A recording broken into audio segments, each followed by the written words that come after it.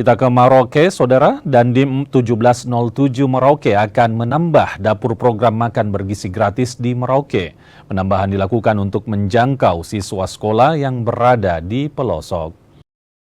Program makan bergizi gratis di Kabupaten Merauke, Papua Selatan kini mulai berjalan. Perlahan, salah satu program andalan Presiden Prabowo itu akan diperluas hingga daerah pelosok. Penambahan dapur MBG pun akan dilakukan. Ditargetkan ada 3 hingga 5 dapur baru MBG akan dibangun agar siswa pelosok di Merauke bisa menikmati program ini. Kan MBG kita ini baru satu.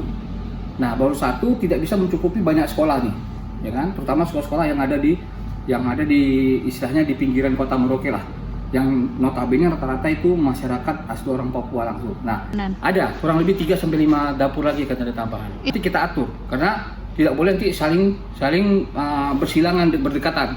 Nah, saya nanti program utama mungkin saya langsung lempar jauhnya maksudnya yang di tepi-tepi dulu karena banyak nih permintaan dari ini ya libatkan orang yang paling terpencil. Kalau kita di kota ini kan rata-rata masyarakatnya yang mampu lah gitu.